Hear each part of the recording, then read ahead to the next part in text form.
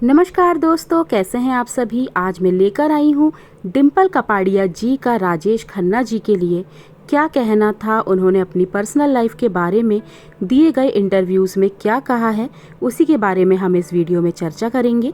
आशा करती हूँ ये वीडियो आपको पसंद आएगा।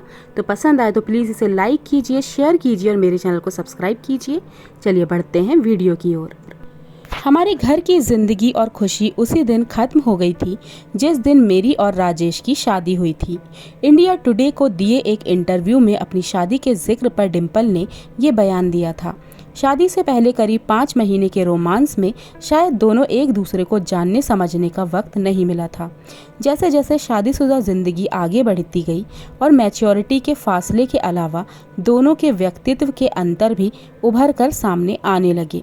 डिम्पल ने जब शादी की थी उस समय वो बॉबी की शूटिंग में व्यस्त थी। उनके हाथों पर लगी मेहंदी फिल्म के मशहूर गाने मुझे कुछ कहना है में नजर आती है। फिर बॉबी की शूटिंग खत्म होने से पहले ही वो गर्भवती हो गई। नवंबर 1973 में जब वो बॉबी के प्रीमियर पर पहुंची तो साफ दिख रहा था कि वो गर्भवती हैं। राज कपूर के बड़े बेटे रणधीर कपूर ने अपने एक इंटरव्यू में कहा था, बॉबी क्या थी, ये समझौते की एक सीरीज थी। डिम्पल ने बीच में शादी कर ली, फिर वो प्रेग्नेंट हो गई और कैमरे पर ये नज़र भी आने लगा था।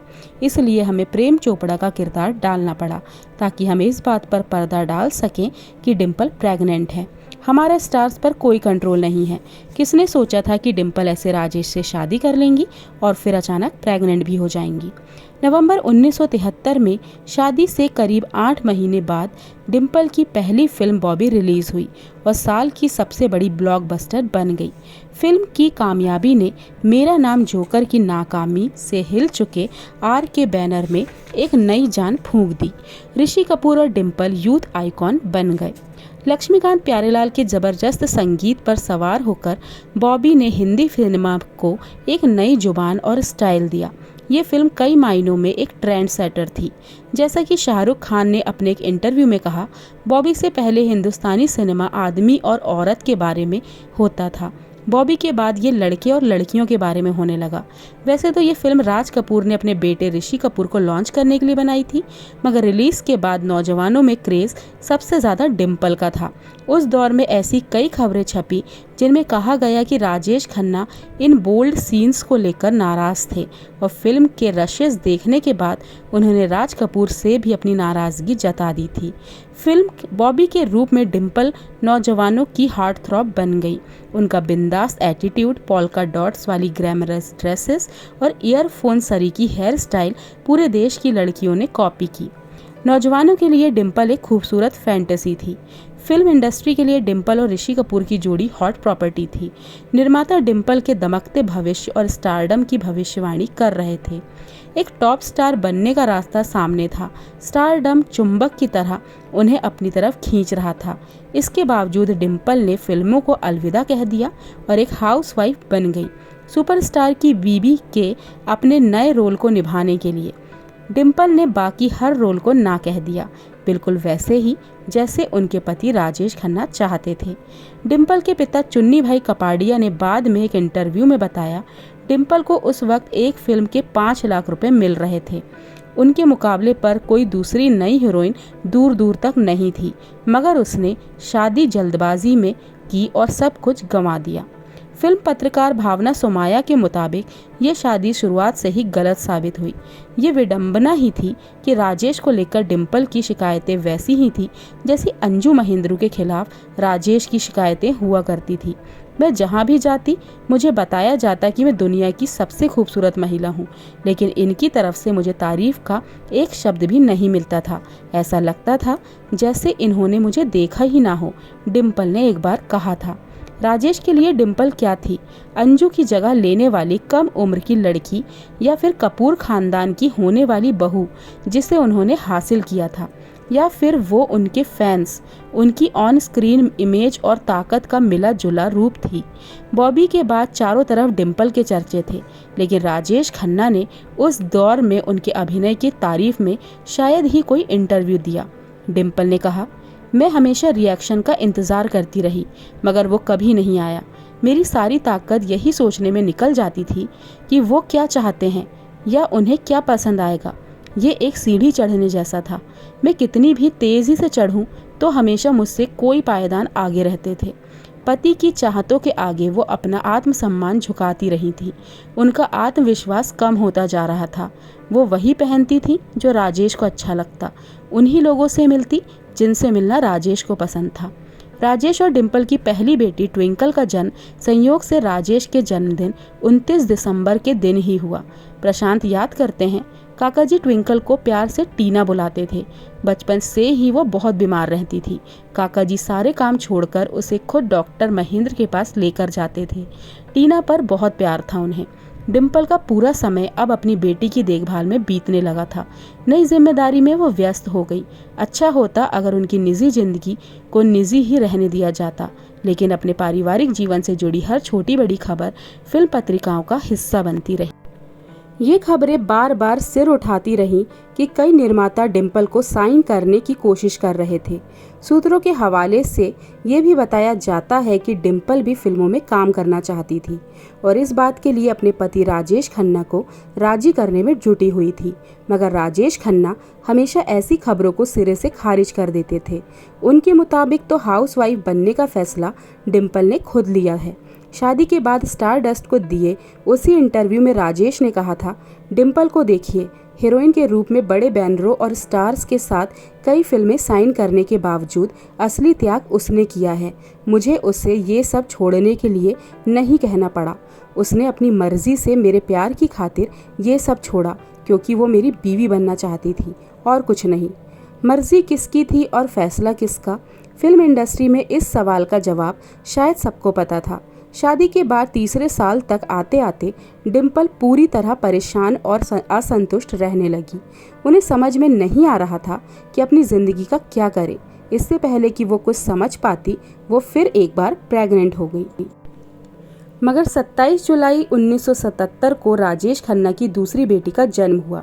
फिल्म पत्रकार इंगिड अकलबर्ग के मुताबिक राजेश, जिन्हें एक बेटे की उम्मीद थी, ने कई महीने तक अपनी दूसरी बेटी की तरफ ठीक से देखा तक नहीं था।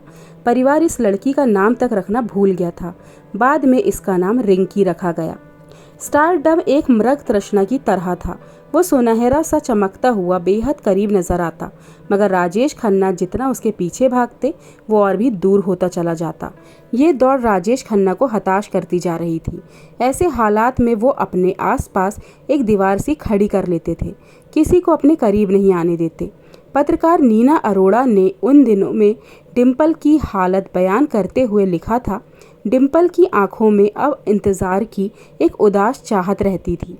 वो चाहती थी कि राजेश खन्ना उनके साथ वक्त बिताएं। राजेश उनके पास नहीं होते थे तो उन्हें पाने की चाहत और बढ़ती जाती थी। डिम्पल ने एक लंबा इंटरव्यू देकर नीना अरोड़ा को अपने दिल का हाल सुनाया था।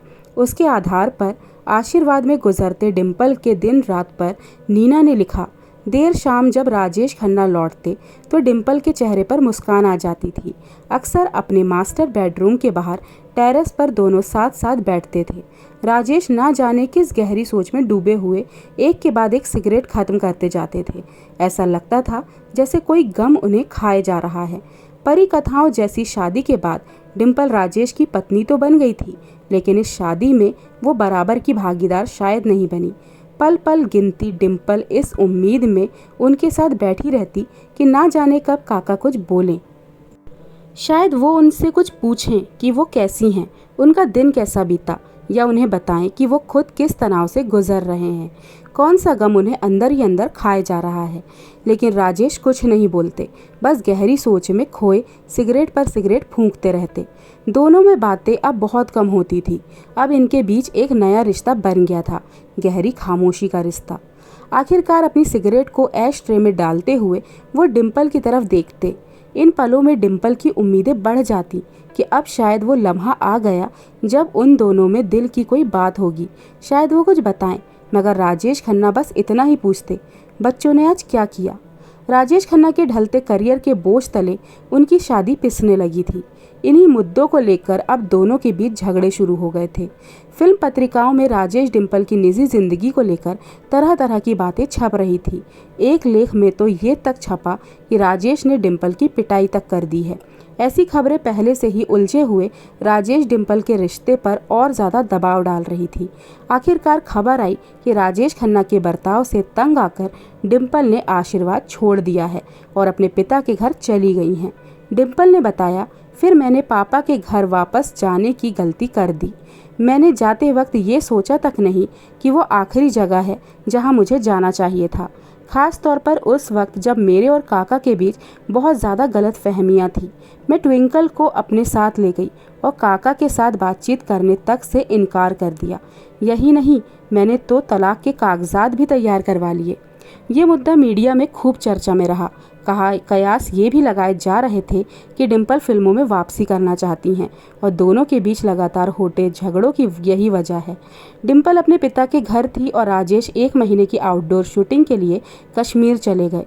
1 महीने तक डिम्पल इस नाजुक रिश्ते की उलझनों में उलझती रही, घुटती रही। कभी वो अकेलेपन से घबराकर रो पड़ती तो कभी राजेश खन्ना का घर छोड़ने का पछतावा करती। 1 महीने तक वे पछतावे की आग में सुलगती रहीं। फिर एक दिन जैसे एक जादू हुआ और काका मेरे दरवाजे पर खड़े थे। उसी पल में मुझे सच का अंदाज़ा हो गया। मुझे पता चला कि यही वह शख्स है जिससे मैंने प्यार किया है और यही वह शख्स है जिससे मैं प्यार कर सकती हूँ। और डिम्पल वापस आशीर्वाद लौट आई। दोस्तों, आज हमने जाना राजेश खन्ना और डिम्पल जी का जो निजी रिश्ता था वो कैसा था। एज अ पति पत्नी उनका रिलेशनशिप कैसा था। इस वीडियो के थ्रू आपको बहुत कुछ जानने को मिल गया होगा। दोस्तों, मेरे नज़रिए से तो डिम्पल जी ने भी बहुत ज़्यादा त्याग किया है। एक तो वो बहुत ज़्यादा कम उम्र थी, उसके ऊपर उन्होंने बहुत ज़्यादा कुर्बानी दी है। जिस वक्त उन्होंने शादी की वो बहुत अच्छा उनका लॉन्च हुआ था। बॉबी सुपर हिट फिल्म थी। वो चाहती तो आगे अगर वो कंटिन्यू करती तो वो बहुत बड़ी स्टार बन सकती थी। आगे चलकर वो बनी, मगर अगर वो शादी नहीं करती ना तो वो बहुत one of the most successful Bollywood heroine रहती अपने टाइम की। और फिर भी उन्होंने राजेश खन्ना जी के साथ पूरा कोऑपरेट किया और राजेश खन्ना जी भी यही चाहते थे कि वो एक हाउसवाइफ बनकर रहें। दोनों में थोड़ा एज डिफरेंस भी बहुत ज़्यादा था, तो इसलिए जो सामंजस्य था वो सही से नहीं बैठ रहा था। आगे वाले हम वीडियोस में ये भी जानेंगे कि ऐसी क्या बात हुई थी कि डिम्पल जी ने हमेशा के लिए, राजेश खन्ना और डिम्पल जी का रिश्ता हमेशा के लिए टूट गया। हालांकि उन्होंने कभी तलाक नहीं लिया, पर वो हमेशा एक दूसरे से अलग रहे। ऐसा क्या इंसिडेंट था वो मैं आगे वाले वीडियोस में आप लोग के साथ ज़रूर शेयर करूँगी। बने रहिए मेरे साथ, फिर मिलूँगी अपने अगले वीडियो में। तब तक के लिए नमस्कार।